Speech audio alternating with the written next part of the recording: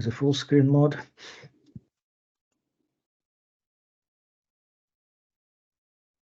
Yes, perfect. Okay, so let us start. It's a pleasure for me to introduce our today's speaker. Gustavo, could you please return? Yeah, it works well. Yeah, thank you, Vitaly. Thank you, the presentation. No, sorry. Sorry. just a moment. I just started.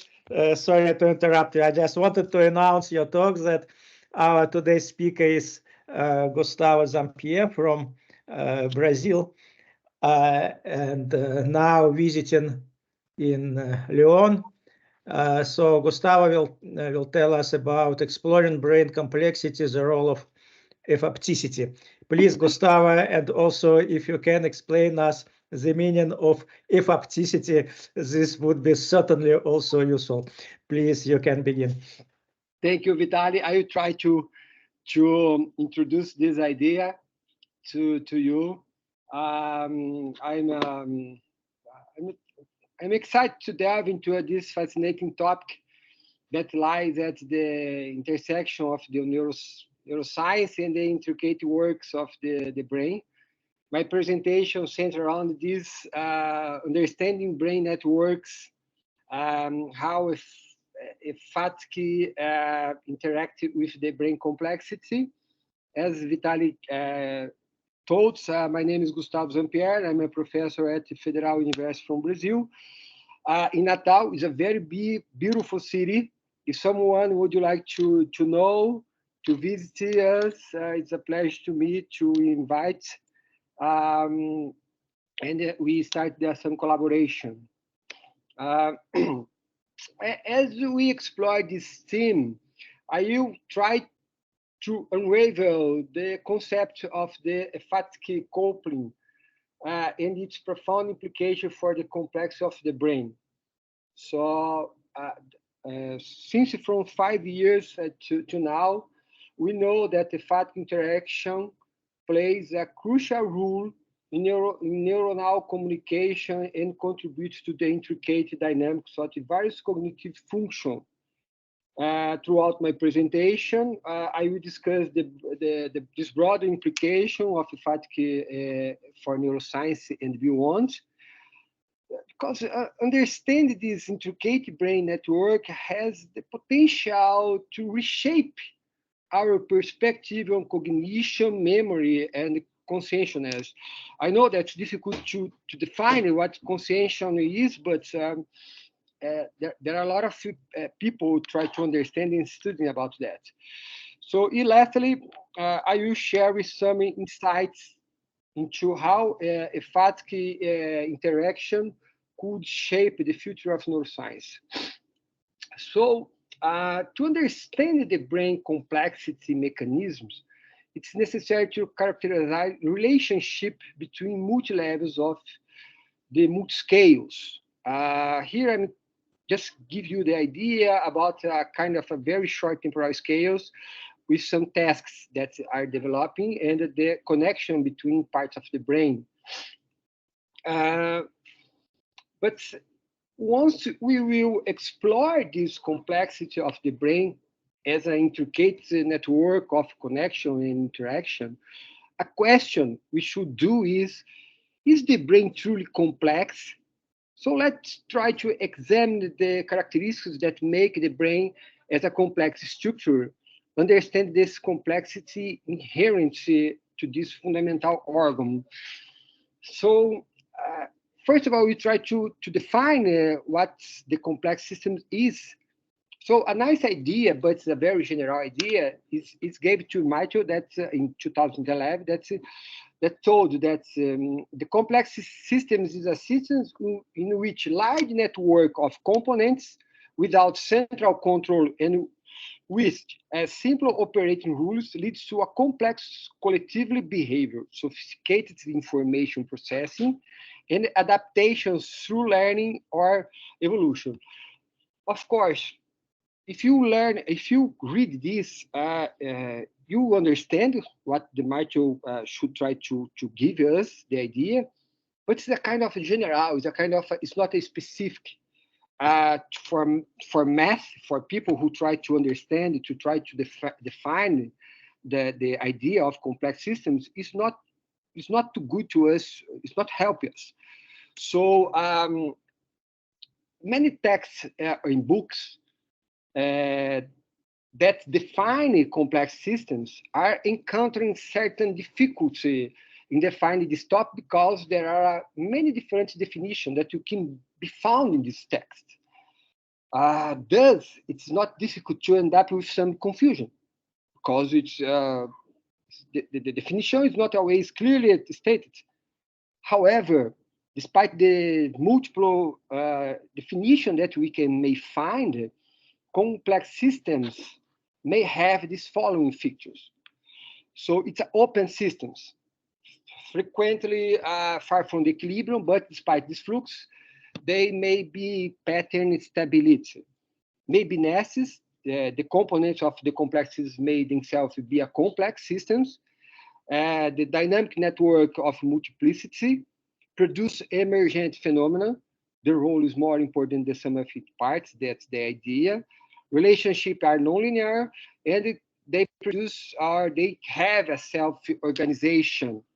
So, giving this idea about the points or about the characteristics of the complex systems, we can try to connect this idea with the brain as a complex systems.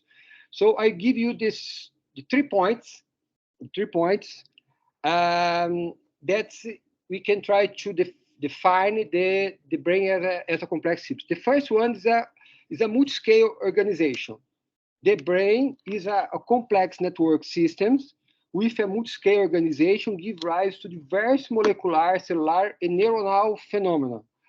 So here we try to understand the brain, or we could put the brain or understand the brain as a sophisticated systems in which mental states emerge due to interaction that span multiple levels, encompassing physical and functional aspects.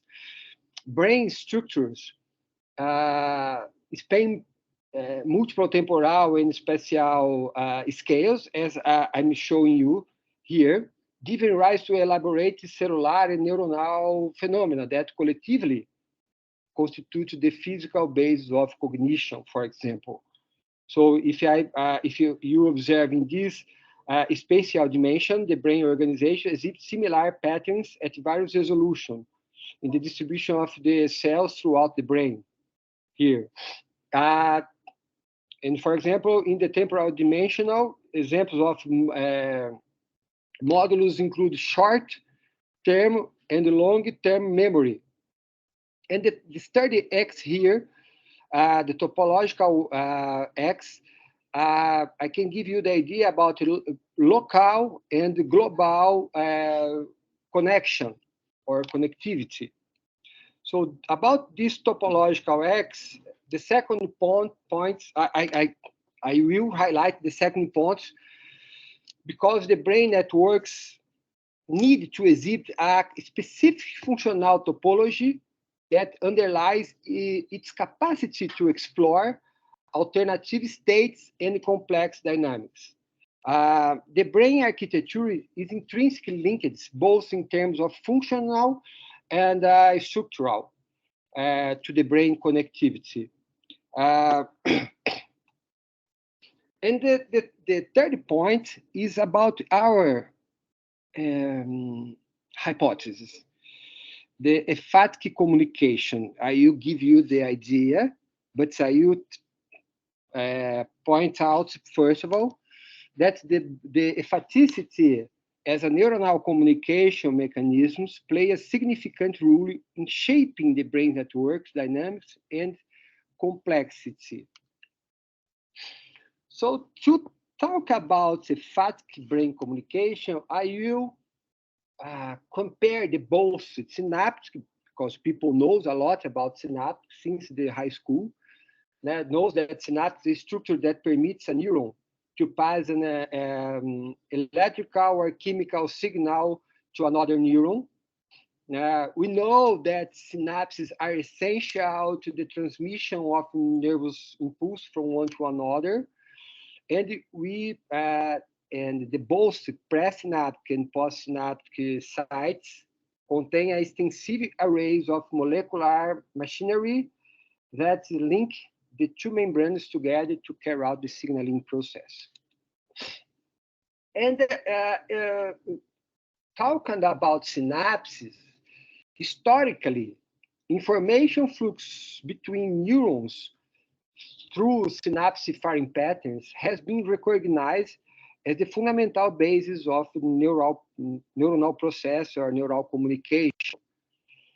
But once we advance in understanding the brain, there is an increasing acceptance that the complexity of neuronal communication transcends synapse connection or just synapse connection. In addition to this synapse, adjacent electrical fields, once you have the action potential here, you have a current, electrical current here, and once you have this current, you create or generate these electrical fields temporarily, electrical fields that's influencing these adjacent neurons. Yeah. So here we have the two neurons in the brain nearby onto another. And in a simple parallel plate capacitor, a voltage applied between two conducting plates creates an uniform field, electrical field between these plates. And the intensity of this electrical field, we know that is directly proportional to the applied voltage and inversely proportional to the distance between the plates. And since we consider the membrane wall as a capacitor, and there is a difference in the membrane potential, it means that the positive sodium here outward and negative ion here, for example, potassium inward in intracellular cells, it generates electric fields in the membrane wall. The membrane wall.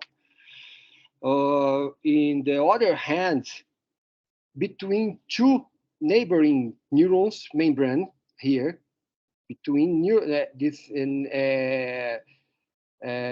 neighboring membranes neuron here, in a resting state, I'm talking about these two neurons in a resting state. They are not generating an action potential by now. There are no potential difference between this membrane, in average, of course. Once you have action potential occurring in neurons, there is a shift of charges between the extracellular and the intercellular environments. It means that the sodium goes inward and the potassium negative ions go outwards. So it generates a temporary electrical field that positively or negatively modulates the firing of the adjacent neighboring neurons. Positively or negatively, it means that it's contributes to facilitate the action potential of this other one, this adjacent neuron, or contributes to give a difficult or have this difficult to generate the action potential to this this adjacent neuron. So once you know that this fat communication denotes case in which adjacent nervous cells establish electrical connection, modulating extracellular flows, we can put 3 points that to understand this cellular communication mechanism. emphatic interaction between neurons contribute to the intricate web of cellular communication with the brain networks. So emphatic coupling modulates the activity of neighboring neurons, influencing the dynamics and the functional connectives of the brain networks. And about the implication for complexity, the role of emphaticities in modulating neuronal activity has implication for the overall complexity and information processing capabilities of the brain. In this third part, I will give some results, some results that our last article that we submit to scientific reports in this last November. So research insights on emphaticity. This electrical interaction highlights the interconnection that goes beyond the conventional synapses, adding a new dimension to understand the brain communication. So in scientific investigation, researchers endeavors have delved into the mechanisms and implication of emphatic communication, shed light on its role in the brain complexity.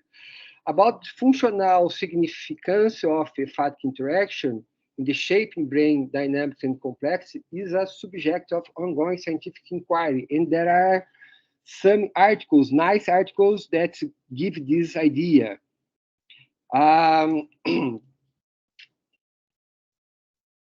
Let's talk about our first work, emphatic entrainment in hybrid neuronal model. That our aim is to validate the KIF model with a model for estimating the influence of this electrical field in neurons. To this end, we evaluate whether the main properties observed in this experimental study, guided by the Anastasio in 2011, who analyzed the effect of electrical field on the cortical pyramidal neurons, was produced with this hybrid model. So such results were consistent with these results observed in empirical experiment based on emphatic phenomena. The second word, or the second study, we investigate through numerical simulation using the hybrid model too, the relationship between change in emphatic neuronal communication here and the presence of a frequency peak entrainment when the electrophysiological properties of the neuronal membrane was impaired. We observed that a link between the impairment or this peak entrainment preference in this emphatic or emphaticity shifted to some frequency bands when damage occurs mainly in the ion channels. This change in frequency bands amplitude is observed in some neurodegenerative diseases such as Parkinson's and Alzheimer's. Parkinson, I know that it's changed for the beta band, 13 for 30 hertz, and it's gives a lot of difficulty to movement, shaking hands, and a lot of other implications. Once we know that the brain communication develops at different levels from the global scale, here, for example, to a local scales, and a very specific neuron communication, we should try to find a tool that analyze these multi-scale, multi-levels of the brain as a basis of analysis of the brain complexity. In this case, we choose this multi-scale entropy, MSE entropy. I don't know if someone knows this approach or these tools. I will not give you the equation here or the idea. I just give you the idea about this approach. So if someone would like to know more about this multi-scale entropy, I can give you the site or the article that explain about this approach. So, and this approach is most accepted by scientific communities and evaluates entropy on multi-temporal scales. So this last study, how emphaticity can explain brain complexity, we use the multi-scale entropy, MSE, to analyze the influence of emphatic coupling on neuronal complexity in synaptic network across a scale range from 2 milliseconds to 100 milliseconds. The synaptic network was modeled using a small world topology. Small world topology is recognized as an appropriate configuration for representing complex neuronal functioning. And the very nice information is that the results is that the significant increase in neuronal complexity when you turn on emphaticity in this small world networks. We performed different simulation, the small world only, and the small world with the emphatic networks. So we need to considering that the synaptic networks, we change the topological parameters, the number of neurons. Here we have 8, 1, 2, 3, 4, 5, 6, 7, 8 neurons. We go to the 100 neurons. The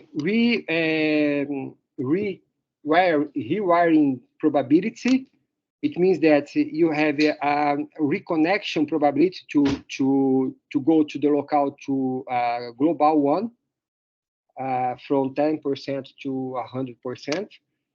And the synaptic intensity of connection. Just to know that, just to give the information, the synaptic, the emphatic connection is 1,000 times smaller than, at least, than synaptic connection. So we keep this emphatic intensity in all simulation. We change just the synaptic connection intensity in this case. Figure in this our results from hybrid small world model. We illustrate here the complexity analysis using the MSE for the 2 to 100 milliseconds for pure synapse networks in blue and synaptic with emphatic coupling in red here. These results or these outcomes reveal that the intervals below, in average, below 10 milliseconds here, it means that short range, short memory, local idea, and above 20 milliseconds, it means long range or long memory, the average entropy substantially increases with the activation of emphatic coupling. This indicates that emphatic communication fosters complexity at both high and low frequencies.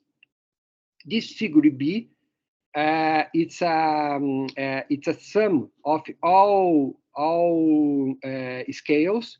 It means that the area beneath the scales here I have the area beneath these scales, the blue one, and here I have the area beneath the red curve.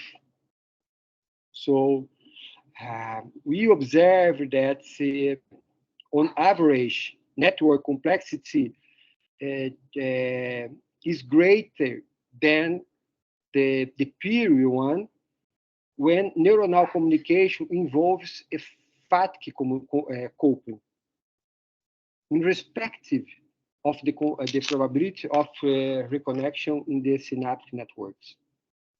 It's a very nice information, very robust results. And changing the number of neurons till 1,000 here, the representation, we observe the increasing in complexity with addition to a new neurons for both networks under analysis. However, the complexity tends to saturate for a large number of neurons, with a significant difference between the two curves. The synaptic more emphatic is always, they show always more complexity than synaptic only.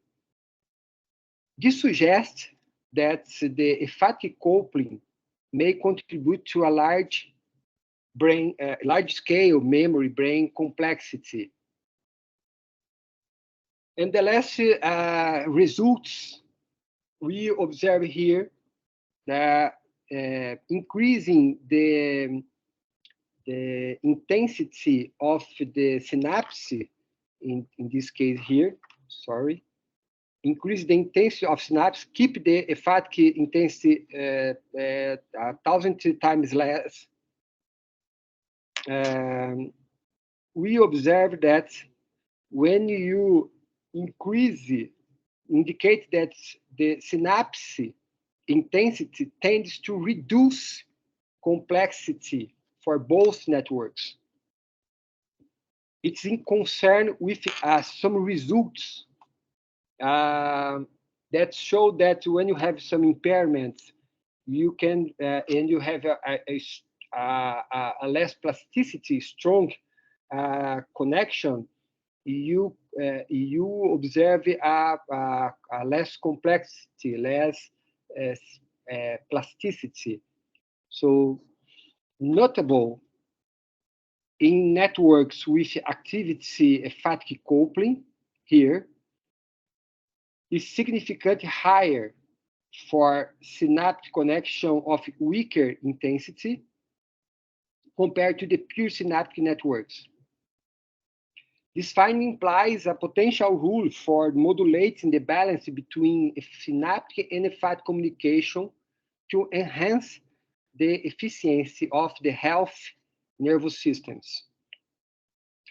And the complexity of the synaptic plus emphatic network is smaller in this case than the pure synaptic networks when you have abnormal intensity, a very high intensity in synapse connection. These results align with recent studies indicating the influence of emphatic interaction on circuit function, spike in time, and its potential role in memory formation consolidation. So the findings also connect to the research on cognitive impairment settings, highlighting the loss of signal complexity and the abnormal synaptic connection on brain function. Together, these insights provides a comprehensive understanding of the interplay between emphatic and synaptic communication in shaping the complexity of neural networks. So, to understand our results compared to recent studies, some recent studies about Parkinson and Alzheimer's disease showing that there is a loss of signal complexity across multiple scales due to the decreased neuronal plasticity and adaptability, often accompanied by abnormal strong synapse connection. And in an increased complexity suggests more significant transition between different integrative states of the brain network, supporting the hypothesis that in vivo emphatic coping plays a crucial role in memory formation and consolidation.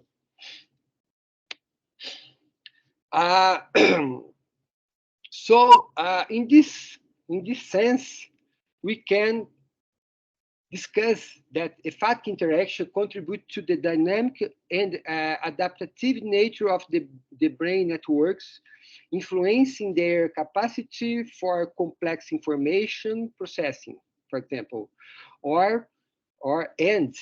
emphatic coping plays a crucial role in integrating information across circuits. Neural circuits contribute to the overall complexity of the brain function.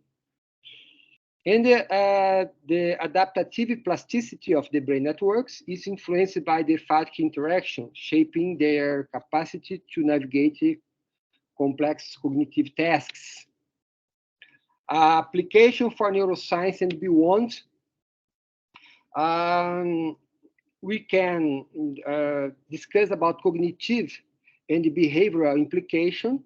The emphatic interaction influence cognitive processing. The role of emphaticity in shaping brain complexity extend to the behavioral adaptation, influence the capacity of adaptive response to environmental stimuli.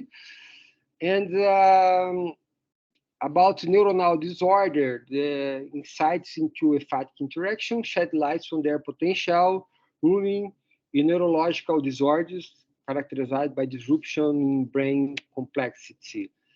So here I can show you the difference between health and some disorder brains and its different scales, and discuss or give the idea about therapeutic and give the diagnostics innovation that emphatic insights drive to develop to the precision medicine approach, target brain complexity, for example.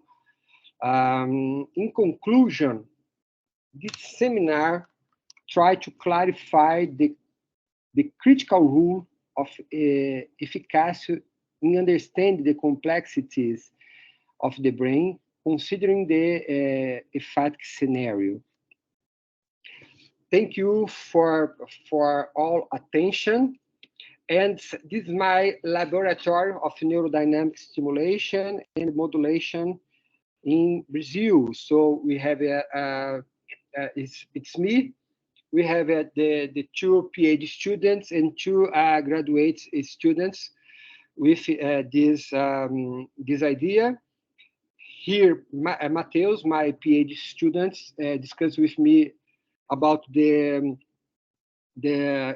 Hodgkin-Huxley model in try to understand the GPE. GPE is a part of the global palette, the brain. That maybe it's the origin of the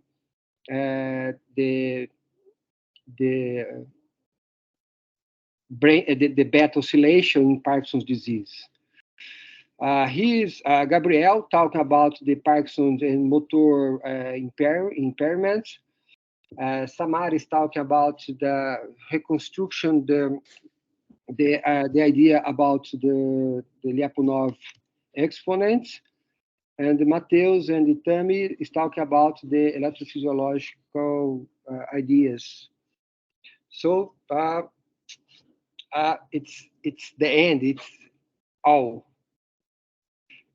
Yes, thank you very much, Gustavo. It's a very interesting topic and very interesting presentation. So we have some time for discussion, for questions. Please, if there are questions in the audience, we can ask, and maybe I will start our discussion. It's really a subject which is very much interesting for me because we worked on some modeling in neuroscience, in particular in the case of aphasia patients, and we continue some works about that. Also in this work, I met some ideas about this ephaptic coupling, and I understand its importance. So you say that, as far as I understand, if I understand correctly, that the strength of ephaptic coupling is, however, much less than of synaptic connections. You say that it's 1,000 times less. So yes, then you showed some numerical simulations, but just intuitively, it looks like it's so weak that it should not make any difference. Yes, that's the point. That because people don't, at least, didn't care about this ephaptic communication until 5 years ago, but they are understand that electromagnetic waves in the brain is not just noise, but it's a causal information. If you try to understand the memory, for example, if you understand the memory using just synaptic interaction, you have a lot of different scale or different levels that the synapse need to go through to pass, and if you understand this effect as a wave, the electrical wave that's influenced the neighboring neurons, and these waves can pass through the neurons and go to, for example, if you try to take the idea about the hippocampus. Hippocampus, that's the maybe the center of the memory, the consolidation memory. These waves can go past through this part of the brain and consolidate some part of the memory that the synapses. Because synapses is, if you think about it, is spend a lot of energy to produce to carry this information. If you think about this evolved idea of the brain, it's not about the synapses that you can try to understand all complexity of the brain. You need to have other kind of optimus idea to save the energy to have more, for example, memory consolidate in these wavings. There are article about talk about the bulb, the olfactory bulb, and they observe that there are two neurons nearby. So when you receive the smelling particles, someone starts to have this action potential, and this action potential stop this other one to have just one kind of smelling in your brain. So in our eye structure has this kind of this ephaptic communication to stop others stimulus going to the brain to I believe that maybe because you need to realize what you are smelling, what you are seeing. So in the brain, the people are observing that this communication is very important to consolidate some structure, some architecture of the brain. Yes, I understand this argument, but I give you the idea about that. This is very, very weak if you compare to the synapse, of course. Yeah, but like my naive understanding of our memory, how it works, it is rather related to synapses. So what is our, at least short-term memory? It's distribution of chemical concentration of neurotransmitters in synapses. But again, it's my, I am wrong, but my perception is that if haptic connection acts against, it's kind of washes out this distribution of these neurotransmitters in synapses. So of course you will correct me, but I would suggest that if haptic connection not helps our memory, not consolidates it, but to the opposite, like washes it out. Is it possible?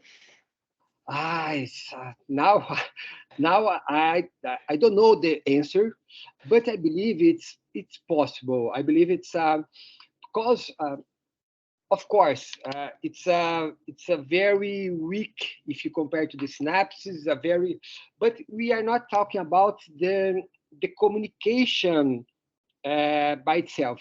We are talking about the modulation of the synapses spiking, and the communication of the synapses is not doing by itself.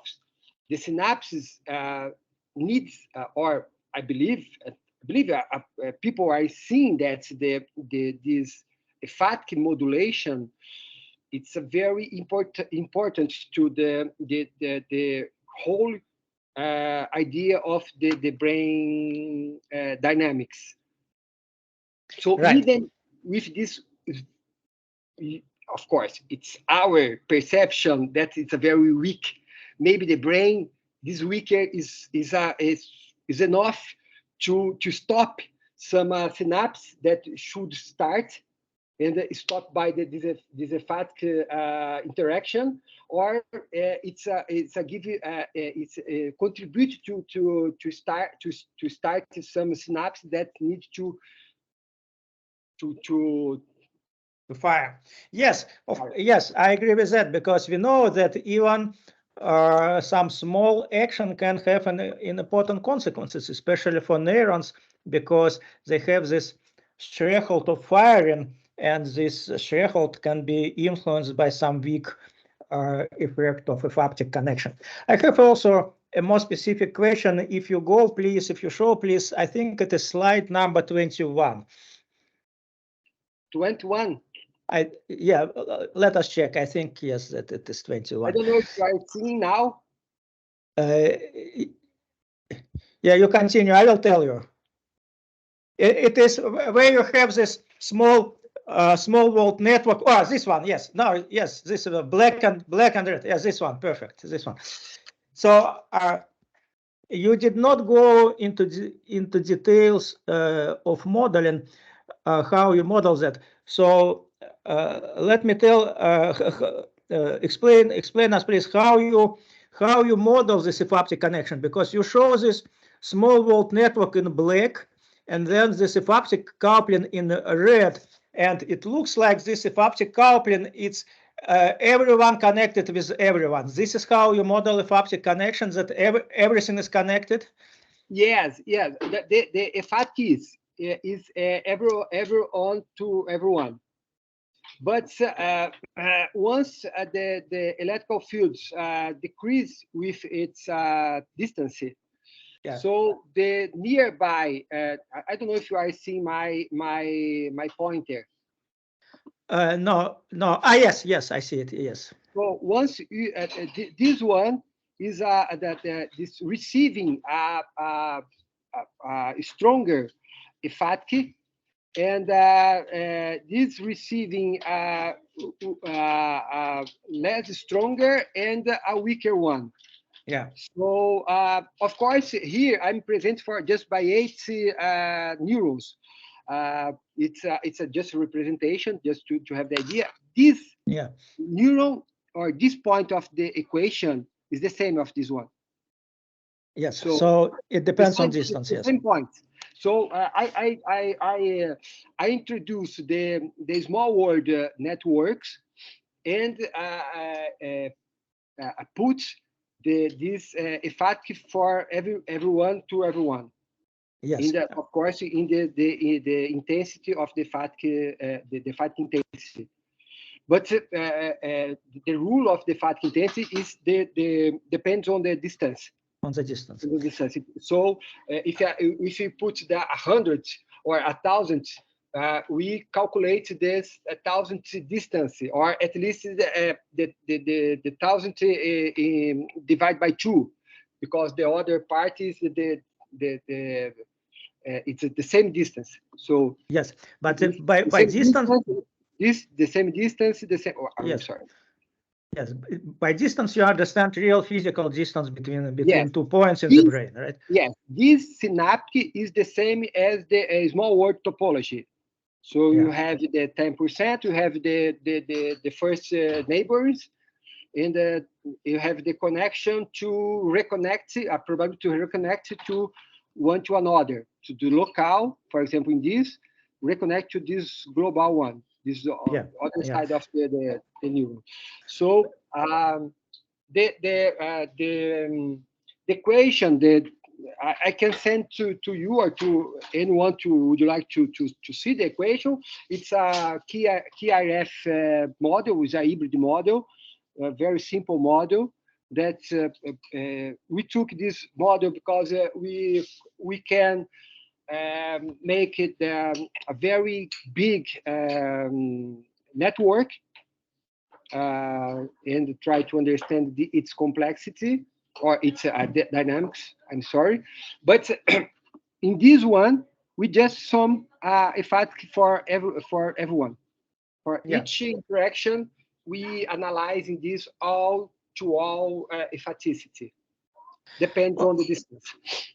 Yes. If we want to model it on the molecular scale, can we use reaction diffusion equations for the concentrations of ions and their propagation, their diffusion in space to model a haptic connection? No, in this case, this model it's not possible. There are two parameters, A and B, that represents a part of the membrane and the ion channels. But if you try to do that, I'm working with my PhD students, Mateus, and taking the Huxley model. We can try to do that. We can try to do that. It's very interesting. So well, okay. Of course I understand that it should be more precise, but in principle, is my understanding correct that we can describe that with kind of diffusion? Yes. Perfectly. Okay, I don't want to keep you too long time, but another question I'm interested in, of course. Your questions are very nice. Do you have some contacts with neurobiologists? Can you discuss with them all these questions? Or if someone would like to send me a mail or go to my office, I'm on the same corridor to the Vitali in the 229 office.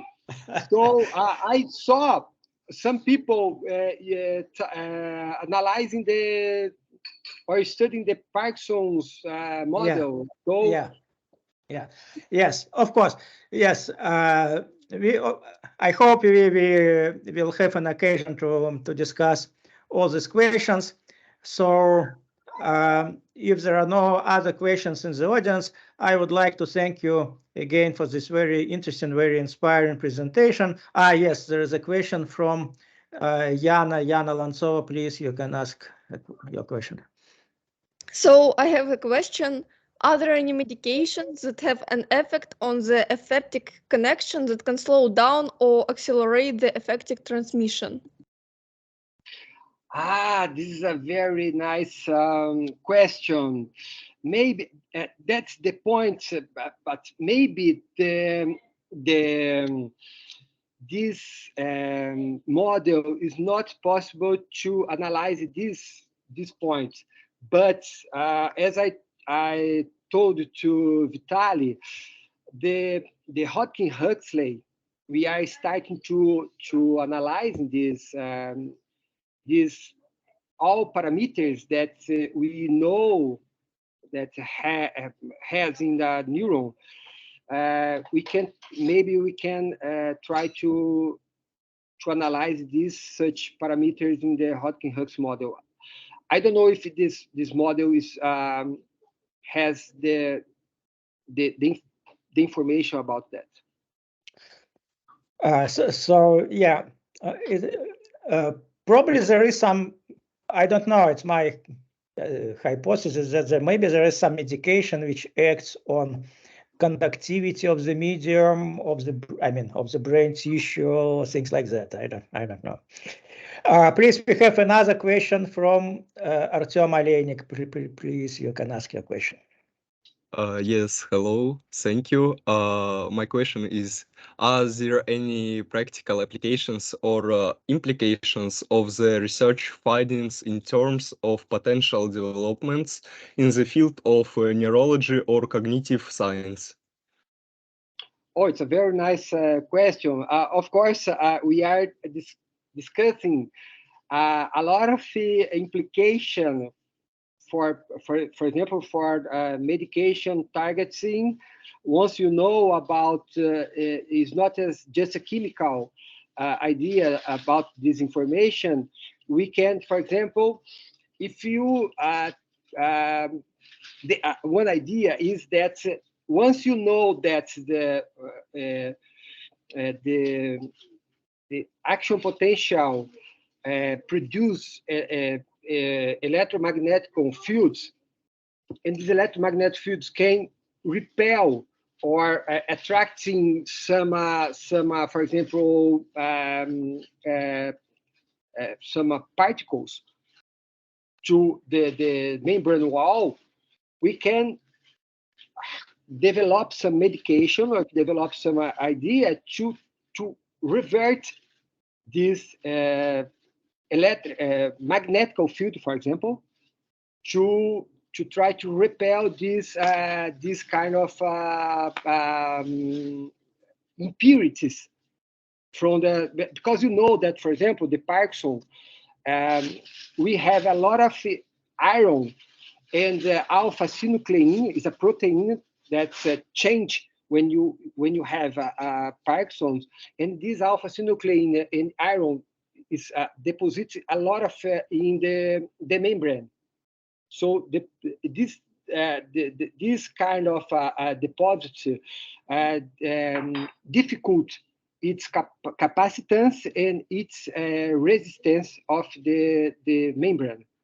So once you have it, you have a neural death. In this case, we can change this electrical and magnetic field to try to revert this deposition. For example, it's my idea, but it's an open field. So yeah, maybe not only medication, chemical medication, but also maybe electric stimulation can change this distribution. And yeah. Okay, so we have one more question from Ilya Ryabtsov, please. Good day. I have a question. How does the research contribute to advancing our understanding of the intricate and complex dynamics inherent in brain activities?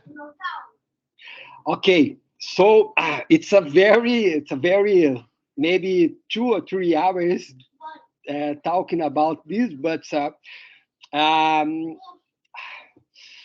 so once you know, for example, once you know that some models, for example, Hodgkin-Huxley model, it's a more rich model or more close to the real idea that you have about the neuron dynamics or cell dynamics. And you know that this dynamic has the bifurcation. This dynamic has a hopefully bifurcation in a position, and we can try to understand, for example, when and how this bifurcation changes its position when you degenerate these membrane cells, for example. So, and try to understand its dynamics. Once you know that this, we can try to understand the threshold of the reverse some disease, for example, or to has another implication. But there are a lot of study to this area. So it's a new area. It's a new idea that people forgot for a long time, and now they are trying to understanding. It's a lot of from 5 years to now, they are prove some consequences of this emphatic communication. Well, thank you for these answers. I see that we don't have other questions, so I would like to thank you again. It was very interesting. I can say that Merry Christmas for everyone and a Happy New Year. I wish Happy New Year for everyone, and I hope to meet all of you in the corridor and discuss. Well, of course, I'm not talking French. I'm trying. I'm going to the school to try to speak in French in 5 months, but yeah. Well, I suppose that you can meet some of us, but certainly not everyone, because we are from different countries. It's true. But anyway, we can meet, and I hope we will meet again in our online seminar. So thank you again, and I join you in this New Year wishes to everyone. So we finish this year with this very nice seminar, and we will meet next time already, probably in January. So thank you again, Gustavo. Thanks to everybody. Thank you, everyone. Happy New Year, and bye for now. Thank you. Thank you. Thank you very much. Goodbye. Goodbye. Thank you. Happy New Year. Happy New Year.